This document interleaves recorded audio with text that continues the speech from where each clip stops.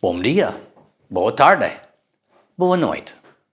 It'll Be Fun is a channel built on chasing dreams of a better life. And a big part of what we talk about here is how and why you would move abroad. But that's the key. I, my wife Leslie, and my son Wolf are the lens through which our stories are told. So, here we have something different. It'll be fun. It was fun. Think of this little podcast as sorts of a window into the journeys of others, those who have made the journey like ourselves and those experts who make these journeys possible. Navigating the real estate market in a new country comes with challenges, especially when you're used to systems in the USA or Canada. In Portugal, the property market can feel like the Wild West, with uncertainty and various players looking for an edge. Before we jump in, though, can I ask a quick favor? If you enjoy this content, please hit that like button and subscribe to our channel, and please leave a comment below. It might not seem like a big deal, but it helps us more than you can realize. So, thank you for helping us survive and thrive. And with that, let's get started on the A to Z of buying or renting property in Portugal. Unlike North America, where dual agency is discouraged, Portuguese agents often work both sides of a deal. To protect your interests, work with a trusted agent who represents only you. Without an MLS system, finding properties relies on building trust with a diligent agent or team. Choosing a single, reliable agent ensures a smoother experience. Property values in Portugal can be unclear due to a lack of reliable pricing systems. This often leads to inflated prices, making negotiations critical. A skilled team will show you multiple properties, help with negotiations to ensure a fair deal, and offer insights into market values. A solid legal checklist is essential for protecting your investment. Work with professionals. Lawyers to review contracts, surveyors to check the property condition, and mortgage specialists to secure financing. Why your team matters. With the right support, navigating the Portuguese market becomes easier. From property search to closing the deal, a knowledgeable team ensures transparency, legality, and peace of mind. Hence, let's just jump right into our star of the day, Claudia Riberiro. Welcome. Today, I'd like to welcome Claudia from LCLRealhomes. We're going to talk about real estate today, from A to Z, buying here in Portugal, all the things that you ever wanted to know, right? So let's start with some basics, and that is simply, it's different here on this side of the water. If you're from the United States, like we are, you'll be surprised. Claudia's been working with Americans for 5 or 6 years now at this point. Do you want to introduce yourself? Tell them a little bit about you. I'm a real estate agent here in Portugal. We work primarily here in Madeira. However, we do have team members that work on the mainland. And our main focus is to help clients from everywhere, whether it's from America or any other country, to either take care of a rental for them or to purchase a property here in Portugal. Perfect. So let's start with something simple. Those of you that are from the United States, you probably know what an MLS system is. So when you come to Europe, they don't have one. MLS is multiple listing service. So a property search is done differently. We're used to, in the United States, for those who don't know, you find your realtor, you work with your realtor, you become close. They learn what your needs are, what you want, and you build that relationship and that trust that goes with that. Here in Europe, it doesn't always work that way, or you're not guided to do it that way. And so one of the things that Claudia does really well is her team will work with you as a buyer's agent, which simply means when you're doing your property search, whether it's for your rental, when you're first coming over, or your purchase later on, the team is there for you from start to finish. So you want to choose your agent, your team, and stay with them. Don't flip and flop between 14 different real estate companies because you don't become important to anybody. So the goal is to become important to somebody, and keep in mind, they will work out any of the issues with how everybody gets paid and how the commissions are split and so on and so forth. That's not your job. Your job is to find the best property for you. So as if you're here on the island, as you see something, take a picture of it, send it to your real estate agent, obviously Claudia. So talk to me about what you do for a property search that's different than the MLS. Okay, so our team has a meeting with the client and we discuss what are people's expectations, what they really want, and then we have to go search. And usually what we don't have the MLS system like you said, but we have platforms like Idealista that the majority of foreign clients know about, or Supercasa. And these basically are platforms where people will put on what is available. It's so that everyone knows, sorry to jump in, it's a retail platform that is very much like Zillow. So the agents put them on there, or the homeowners can put them on there, but unfortunately, the majority of them won't be updated. So that will mean that there probably will be a lot of properties that are no longer available. Sometimes they're no longer available because people forget to take them down. Some of them will be already under contract, and some of them are just left there to generate leads, unfortunately. And it does generate a lot of frustration. Yes, especially from our standpoint, even from your standpoint. Yeah. Right. So if you're on one of the sites and you find something, then you just find it and you send it to, instead of contacting whoever's on there, send it to your real estate agent, send it on over to Claudia. Her and her team will see if it's legitimate and look up any of the information that you will need to know and help you set up a showing. Okay. Let's talk real quick about education here in Portugal. It's done a little different. What you need to become certified here as a real estate agent, as well as your ongoing certifications. So here in Portugal, it's slightly different again from the United States.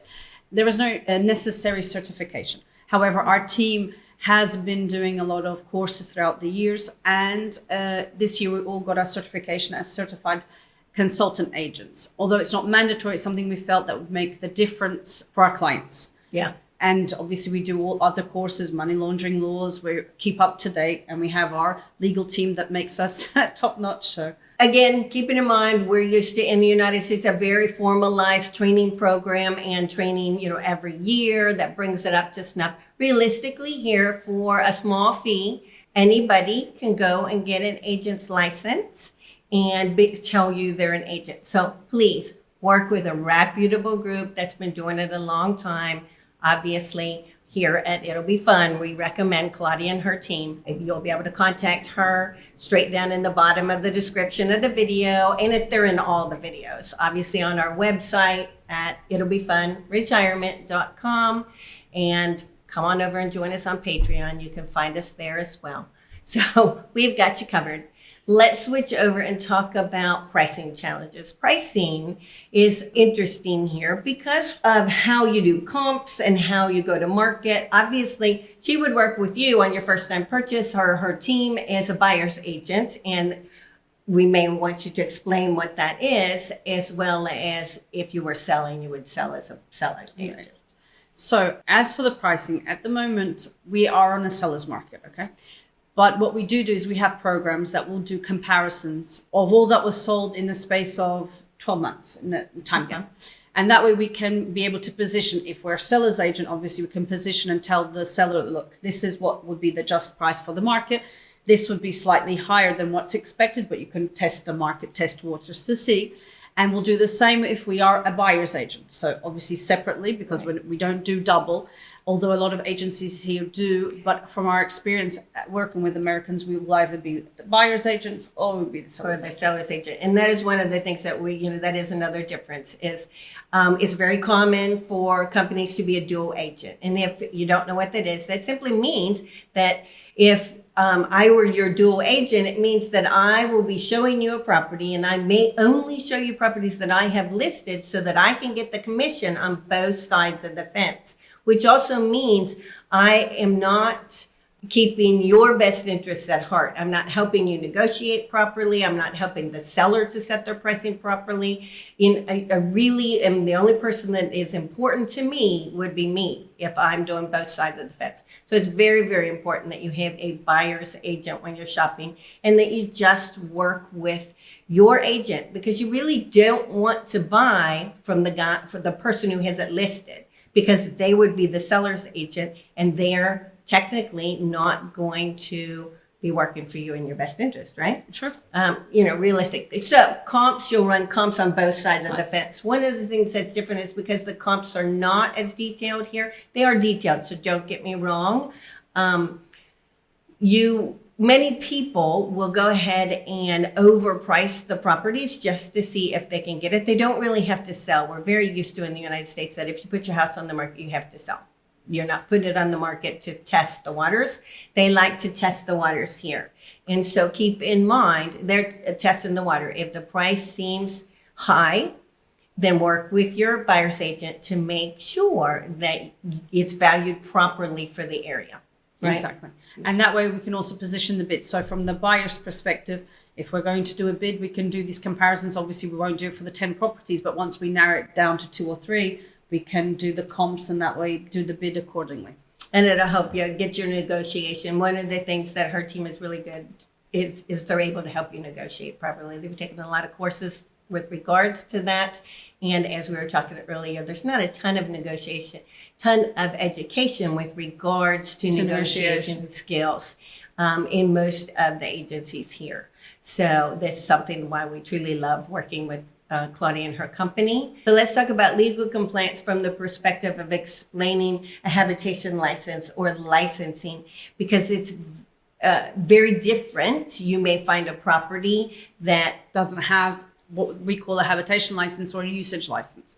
So usually that could happen in older properties, single family homes, because of the laws have been changing. And so now properties can be transactioned without that usage license, okay? However, our team does not agree with this simplex law, and we're hoping it will be revoked. We're hoping, fingers crossed, because the usage license is important. It's what allows you to know that the town hall gives you authorization to live in the house. And obviously, if the laws changes back and forth, it will allow you always to a transaction. If you were to buy into a property without that, that means that in the future, if the law changes again, and now it's mandatory, you're going to have to go through the process of licensing.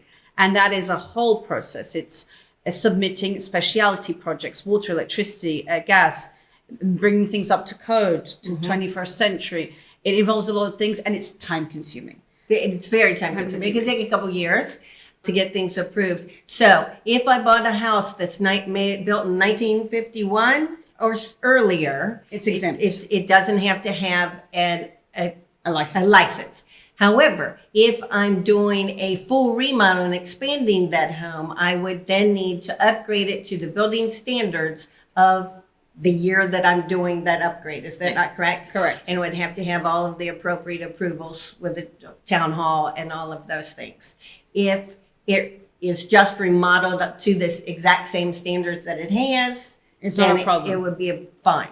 As long as you don't change the exterior of the property, you don't expand it. Okay. You don't need a specific license. You can do all the alterations inside. Okay. Okay. Then once I get past that, so 1952 and forward, if I'm looking at a home that does not have a habitation license or usage license, and I purchase it, and then I want to sell it again in the future, what will happen? You're going to have to license it, like I was saying. So for now, the way the law stands, you could transaction as long as the other party agrees. Keep in mind, this law says that you can transaction, but it doesn't make the buyer, it's not mandatory for the buyer to buy it without a license. So if I'm the buyer and I say, okay, your house doesn't have a license, but I'll only buy it if you have a license. That means the only way you're going to sell it to me is if you do all the process. So our team does not, we're not in agreement with that. So whenever there's a property, we always ask about these things and we put it on the table and we pass to the next property. It will be our recommendation. Right. So point being is simply recommendation is don't get into a property that doesn't have a license, that you're going to have to be required to do that. It is not a simple process, no matter what anybody tells you. And there are plenty of lovely properties that are all legal and ready to go. So just work it that way. Be safe. Work with Claudia and her team. They will guide you in order to help you to make good decisions. Now, the team also works with making sure that you are compliant on all the other legal aspects. And one of the things that you do is you tend to run and look for any liens on the properties and things that may cause a problem even before you start showing them, don't you? We do. We in the registry of a property here, which is similar to your title insurance, but it's not exactly the same thing, but we verify. So even before you sign a contract, we verify one more time so that if there's encumbrances, if there's liens, you know what you're getting yourself into. If you so choose to go forward with the purchase anyway on the promissory contract, it can happen. And you can do that. You can. You will have to write in the contract saying that by the time of the deed, those liens will be lifted. That means that they're going to pay them or get them lifted from. Okay, so if those liens, but you could end up buying a property if that had liens on it and not know it. No, you can't. Okay. On the day, on the day of the deed, the notary one more time, or the lawyer, because here lawyers can also do deeds, they will verify the document one more time. Okay. No one can buy properties with liens. Perfect. Because you hear that a lot. So just make sure you're working with a good legal team, good real estate company. Next part. So let's talk about, we talked about legal support a little bit, and then let's talk about surveyors. From our experience with American clients, now we do have a long list of surveyors to help us. But it is not something that is common here in Portugal. We, the majority of Portuguese people, all of Portuguese people, no one does surveyors.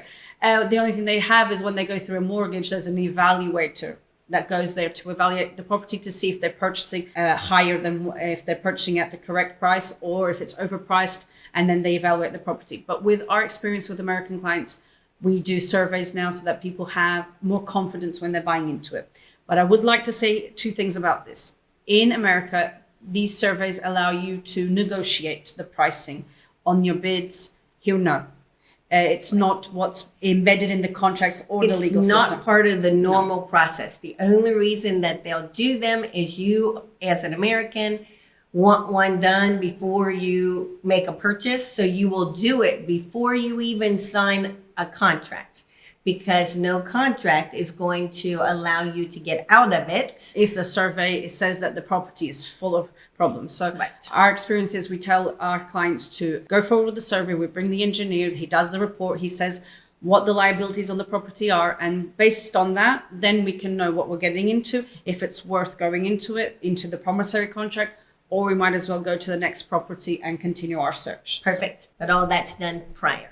To making your bid, just making sure everybody is real clear on that one. Your company also has a section that does mortgages, so they have licensed mortgage brokers, would with be the Bank the of proper Portugal term. Mm-hmm. Okay, and so if you want to talk about the mortgage process a little bit, so people have an idea. Not everybody's coming.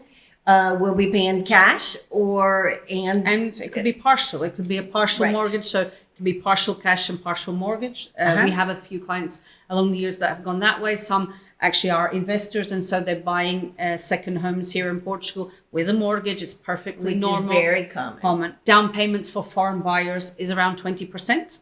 There are some banks that demand 30%, but the majority of the down payment is 20%. Is the down payment 20% for my primary property, and then would it be more for a secondary property or a vacation home? No, it's the same. Okay. It's 20%. And the only difference here is that we have an age limit. So mortgages can only be conceded up to the age of 75. That means if you're 70, you can only get a 5-year mortgage. And if you're a couple, it will always be the age of the oldest that will determine what the length of that is. So since Alan is 9 years older than I am, it's based off of his age for how long our mortgage can be. Exactly. So if you're older, you're not coming and getting a 30-year mortgage. No. Okay. You're getting 5. Just depends on how old you are, right? Even if you're 40, the maximum you're going to get is about 35 years, even if you're 40 years old. So if you're here's the funny part. They're going to think that sounds funny because we always just do 30. We go over that. Okay. So the young people here, because homes are expensive and wages are very low, 40-year notes are not uncommon. No, it has to be under the age of 40 for you. Nowadays, for you to be able to get a 40-year loan, you have to be under the age of 30. Okay. Over the age of 30, then there are limitations. It can be 35 or 37, depending on the age gap you're in. That makes sense. Yeah. That's logical. So we talked about age limits, how much down, the approval process. The approval process. So we request our clients to send us the documents that are required by law to send them to the different banks. There's no cost associated to that process. And they'll come back with simulations. They'll come back with a mixed rate or fixed rates or a totally fixed rate, depending on what the client's needs and desires are. And that is what we call a pre-simulation. It's not a final validation. No, it's not a Definitive answer. correct. What that means is, one, we need to find a property, because that's another thing. Right. So we have the simulation. Okay, great. We find a property that you really love. And there is something that's put into the contract that is a bank clause. It will allow you to break contract if you're not able to get the loan because the property... Because you don't have a pre-approval. Where we're used to, you can get your pre-approval, which guarantees the buyer that you're making the offer to that you can buy this, $20 property, and the bank will give you the money to do so. Here, they'll do the simulation that gives you an idea, but it's not a guarantee. No. The bank doesn't give you the guarantee They don't. yet. They only give you the guarantee once we found a property, we send everything in, and then the validation comes through. Once that is in and the evaluation of the property is done and it's according to what you're purchasing, and you can still be considered your 80% loan, because if you're giving 20% down payment, 80% loan, then we have the validation and we can breathe. But there's always a bank clause that will allow us to break contract if for some reason the process doesn't go as expected or desired. That way it will allow clients to break contract and get back their deposit. Perfect. So we're going to talk about taxes. There's different taxes that you pay. What are the, what's an estimated closing cost? And right now, and I know this is not helpful if you see this months from now, but what's the a rate going right now? Do you know off the top of your head? Well, mortgage. Mortgage for a fixed 2-year mortgage, we're around 3.10. If it's a 5-year fixed mortgage, about 2.9. Okay. And so that was different too. I'm hoping everybody caught that. We're used to 15, 30-year notes. They're fixed all the way through. They still do variable notes here. And so they'll fix the first couple years, as she was saying, and then it will become variable thereafter. Okay. Now the rates are much cheaper, but the variable notes, what is it? It's like 95% of all the notes in the country are a variable note, which is I'm sure you've met enough Americans to know that we're very frightened of that concept. But things did change with this slight crisis that we were about at the European Bank and obviously the Bank of Portugal. A lot of people did renegotiate their mortgages and got to fixed rates because we weren't used to those, because we were a negative rate for a long time.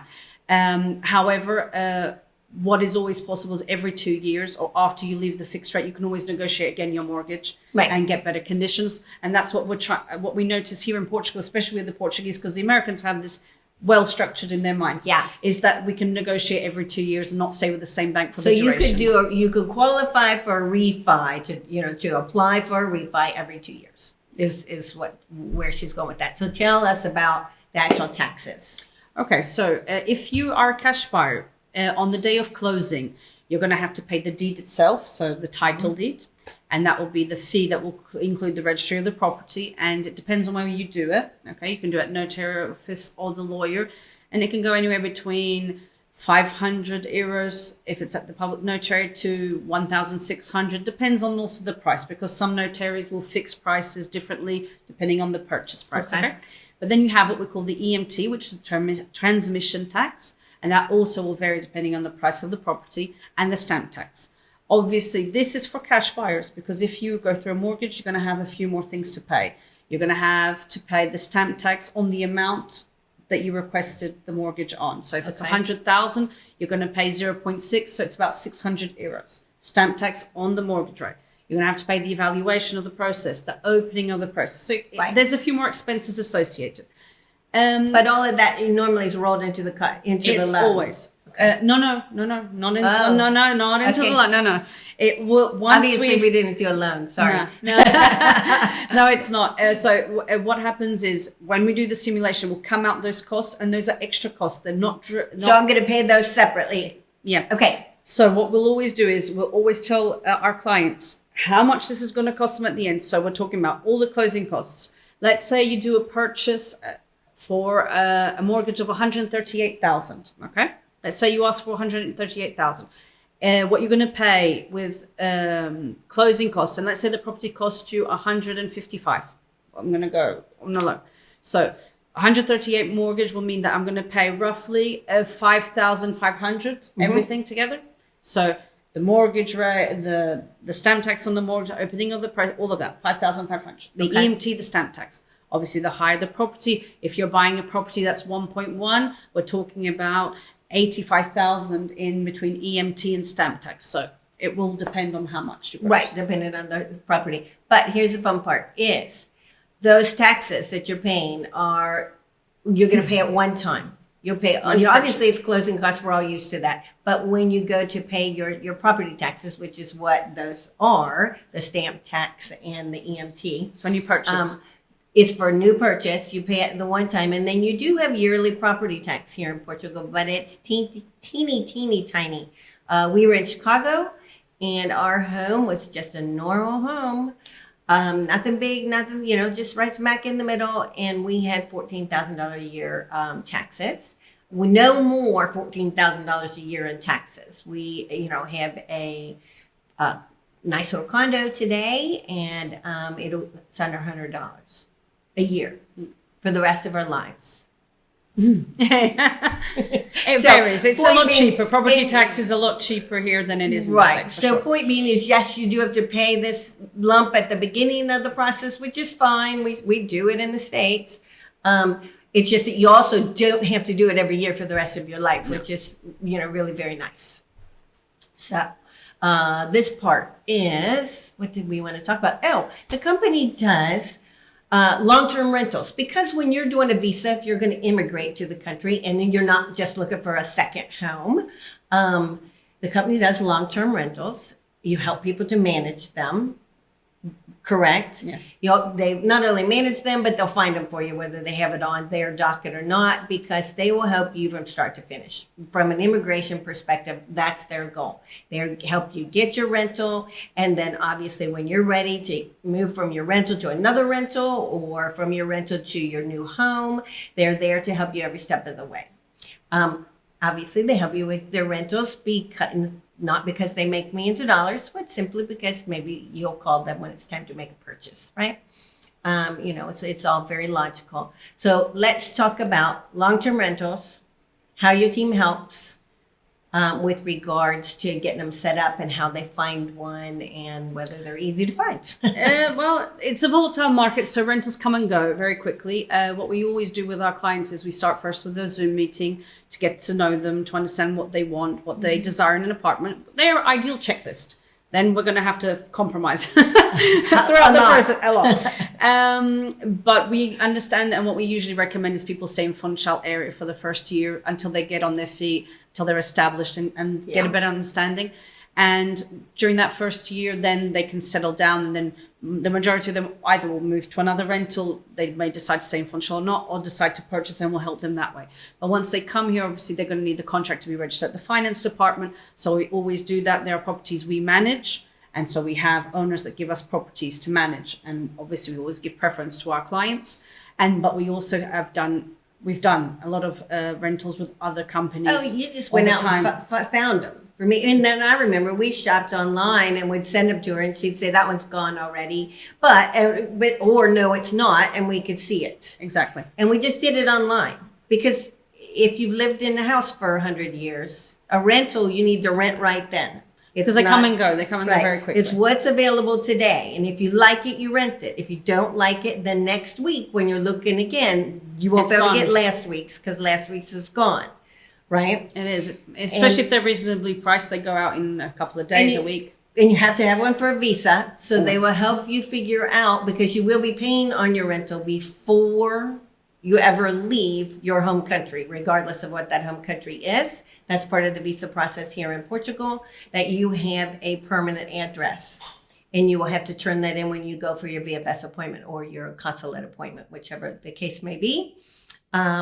So once that's done, then you will have to have it registered with the finance office, and that's what your team does. A lot of the people that you meet that are renting, they don't actually know that because they're not immigration. They don't help immigrants.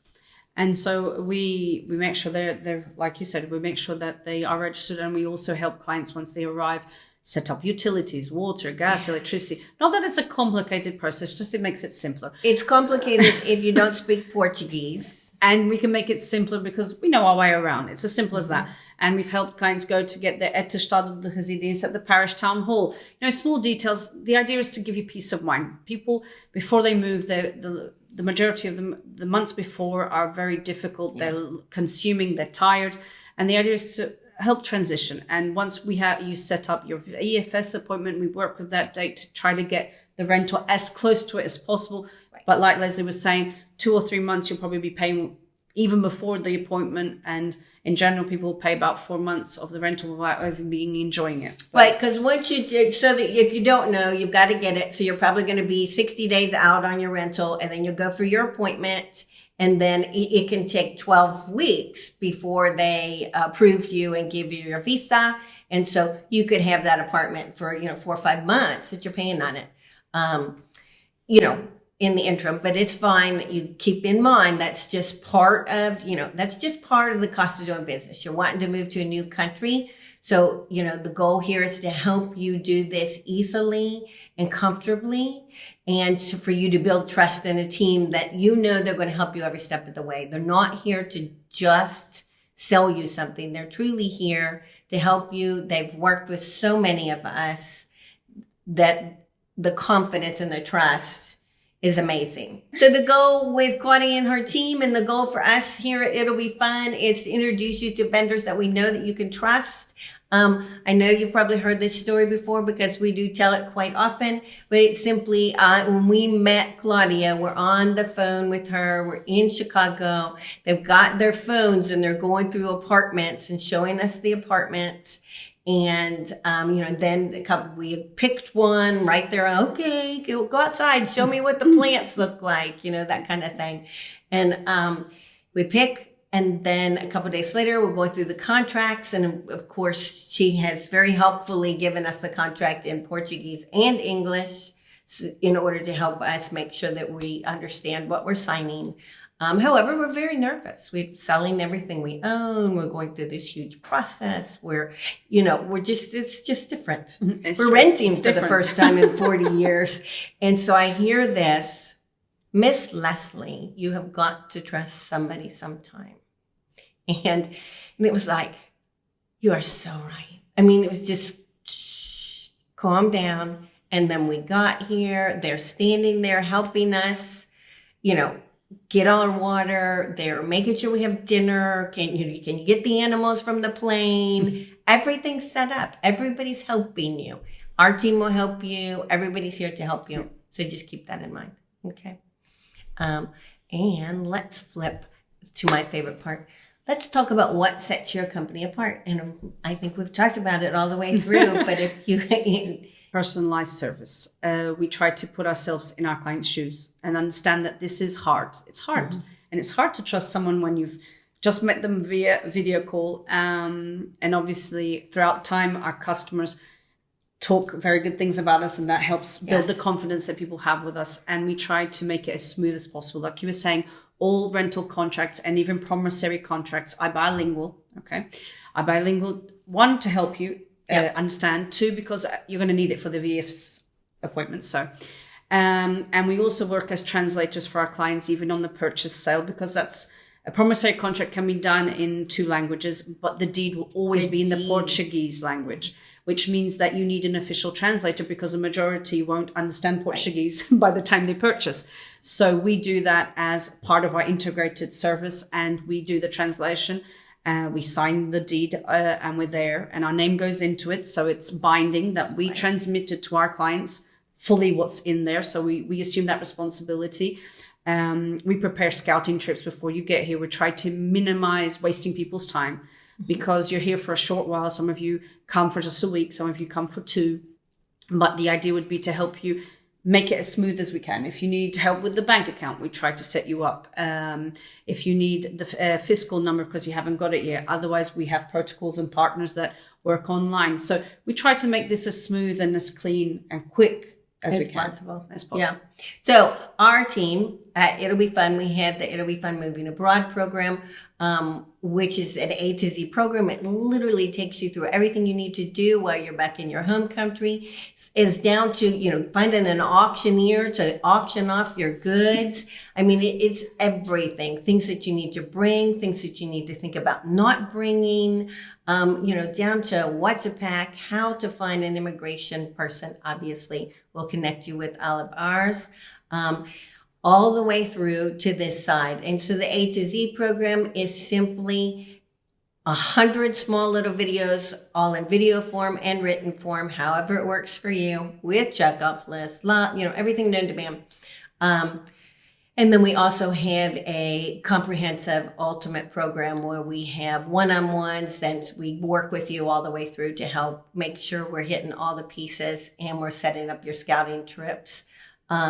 Helping you to figure out what you want to do for your scouting trips and that kind of thing. But all of that is included in the thing, and it just prompts you. It just makes it easier. So you don't have to think about what have I forgotten, because we have tried not to forget anything. And then Claudia's team pretty much will take care of that there's a whole midsection in this, and her team will take care of it if you so want them to. Sure. Right. Anyway, I think that's all we've got for today. We'll have some secondary videos that we're just getting ready to redo with regards to D7 visas and D8 visas, some different visas that are available. And we'll also probably sit down and do a full mortgage video. And we've got some ones with taxes that are upcoming for you. Thank you. Thank you.